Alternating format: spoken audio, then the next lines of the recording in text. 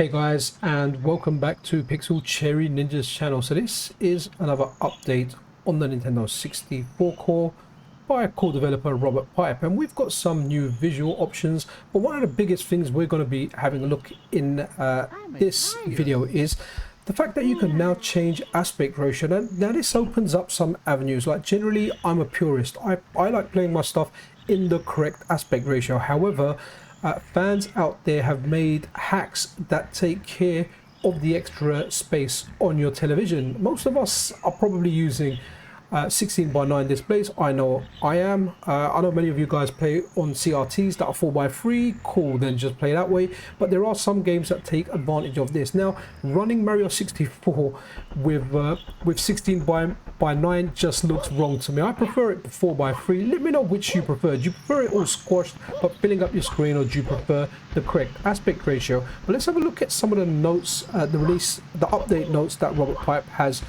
posted with this update. So, visual interface, implement noise diver in gamma mode. VI, fix divot bug where coverage was used when anti-aliasing mode is off. RDP 8-bit RGB texture read mode implemented. RDP address calculations for 8-bit frame buffer implemented. RDP 8-bit frame buffer write back implemented. RDP 8-bit frame buffer read back placeholder added.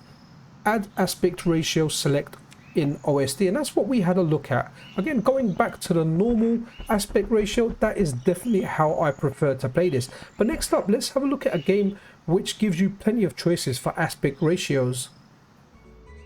Okay, so this is Mario Kart 64 Amped Up, a great game. Now, if you go into the options, you can choose your aspect ratio. So once you select your aspect ratio, you just kind of need to adjust your screen accordingly, because as you can see, it hasn't stretched out the screen. We need to do that in the OSD. But you're going to see, once we kind of get into game, you are going to see that everyone's looking a little bit taller. It's because it's kind of scaled everything to run on a 16:9 screen, and currently we've got this on 4:3. So just changing that from two choices we've got, which is the original 4:3 or stretched. Once we stretch it, everything is correct, because this is a widescreen hack. It's made with this game running on a widescreen TV, and it looks really good. Nothing looks squashed. Everything is just proportionate. Now, this is the only hack I had at the time of shooting this video. I did have a look at a list. There was more available, but you know what, it's kind of late. I actually filmed this video without sound because my MiSTer's still set up in my bedroom. I should be getting a second one soon. So in order to do the recording and not to disturb my wife, apart from me smashing the buttons on the controller, I had to film without any volume. But I'm listening to volume now because, hey, I brought my laptop down in the kitchen when I'm doing the voiceover. But as you can see, there's hacks out there where when you do use the widescreen function, it makes everything, well, it makes everything look really good. Now, I'm sure there's some games out there that will look okay in widescreen. Generally, I'm against the idea. I play everything in the correct aspect ratio. It's very rare that I'll stretch stuff, but we'll have a look at some other games. We're also going to have a look at some games that weren't working before that are actually working now as well. So yeah, this is looking good. Let's move on to the next game, guys. And oh, before we do, if you haven't tried this out, I've got a dedicated video on the channel about this. It's fantastic. You really should play it. It plays fantastic on the core. It will play fantastic on emulator. It is just a great hack of Mario Kart, and this stage here is from Diddy Kong. Okay guys, next up, let's have a look at another hack. I think after this we're only going to look at normal games. So this is Smash Remix. Now, I would again rather play this in the correct aspect ratio, but in all honesty, in widescreen, it's one of the better looking games. Obviously, this is how I prefer it. Interested in your kind of thoughts on this. You know, would you play this squashed widescreen on, or would you play it the normal way? Either way, I think out of all the games that I kind of tested with widescreen on, I didn't like most of them. This is the only one that I thought was kind of okay.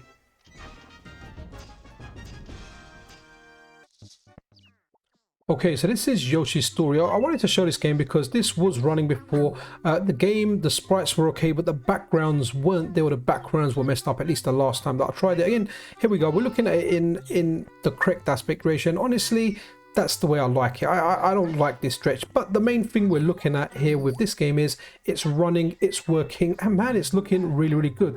I find all the Yoshi Story games have always looked good, whether it's the SNES, whether it's the N64, even like the later ones on the Switch. I've been playing the one on the Switch, or I was playing the one on the Switch at some time. They just look really, really good. Very, very good art style. If you haven't tried the one on the Switch, it's actually really, really good. I think it's called like Yoshi's Woolly World or something, and it's like a folding book and everything folds out. But at least for now, on the Nintendo 64 core, if you wanted to play Yoshi Story, well, you can now. It plays really, really well. You can play it widescreen, but yeah, that's not really for me. I like playing it like this if I was to play it, and it just looks really, really good. We're getting amazing stuff with this core. The last thing to get implemented will be TLB, which will let stuff like GoldenEye run, and Perfect Dark, as that's going to be one of the most difficult things to debug, as stated by core developer Robert Peip. But for now, we're getting more and more games working, and we've got some more treats for you as well. So Yoshi's Island is one of the ones where the backgrounds and everything are working good, but there's more games as well that weren't working before, and there's a real gem coming up as well. Okay guys, here's a new game that's working with this update, and this is Blast Corps. Guys, I absolutely love this game. Now, I actually played this back on the Nintendo 64 around my friend's house. My friend, who, if you're a regular on the channel, you know I've mentioned the guy that had always had these piracy devices, and he had the pirate device for the Nintendo 64. And I remember playing this game. I don't remember you being able to get out of the vehicle, but hey, it was a long time ago. And I was like, okay, what's this game? And I ran it, and you're like a bulldozer in different vehicles, just destroying buildings and taking them down. And I instantly fell in love with it, and even playing it today, it kind of holds up okay. But this is another new game that's working now. Honestly, the list of games that aren't working now, it's just, there's only a few of them. The list is just getting smaller and smaller and smaller with every update. So Blast Corps, if I remember correctly, is made by Rare, or was made by Rare. I'm pretty sure it was. And honestly, it's just one of those games that you might think is slightly different or slightly unusual, but honestly, you'll never have so much fun destroying stuff, running around with bulldozing stuff. I'd actually let my boys play this game because hey, they like to destroy everything, and hey, why not let them bulldoze stuff? In fact, I am going to do that because I'll just be kind of interested from a perspective of them playing an old game. Will they like it? And honestly, I think they will. Okay, so here we have Micro Machines 64. Now guys, this is a game that whenever I tried it previously, I don't think it worked. I haven't tried it for a long time anyway, and I was over at the Discord and someone mentioned it's working. I'm really sorry I can't credit you. I was just dropping in and out and someone mentioned it, so I thought I'd try it, and it's running well. Don't mind my gameplay. I'm sucking at this game, but I can tell you an interesting story about Micro Machines. There was a time, there was a shop here in the UK, it's still kind of around, it went into administration. It's called HMV, stands for His Master's Voice. They were doing an event on the Mega Drive version of Micro Machines, where if you can beat this guy who's supposed to be like some kind of gaming champion, you win a copy of the game. And I had this game for my Amiga, the original Micro Machines, and I was actually very good at it. And I remember, do you remember the little speedboats in the bathtub? Well, we had a race with the speedboats in the bathtub. It was a very, very close game, but I ended up winning. So they gave me a copy of Micro Machines for the Mega Drive, which at the time I wasn't interested in playing because I had it for the Amiga. I went and traded it in at what is now known as CEX, back then Computer Exchange, and I got myself something else. But hey, anyway, back on point, Micro Machine works. If you want to play it, well, you can play it now on this core. Okay, so here's a game that's significantly improved as well, Pilotwings 64, and this is a fun game. It's looking really, really good, and it's quite a tricky game to control, but at the same time it's very, very fun. You get to fly around on a rocket pack. So if you wanted to play Pilotwings, now's a good time. Over there where it just froze for a second, I thought it actually froze and the game was going to stop working, but it's working really, really well. It looks really, really well. But generally in this video, I've got all the visual effects on. What Robert has done, he's left an option there where instead of on and off, it's default, and I guess what isn't default. So whatever the game had as default will be on, and then you can toggle the default option off or on, which I think is a good way of doing it. But that's really it for this core. Honestly, the N64 core, it's just making great progress. Robert is a machine that just keeps on delivering core update after update after update. I'll leave a link to his Patreon in the description of the video.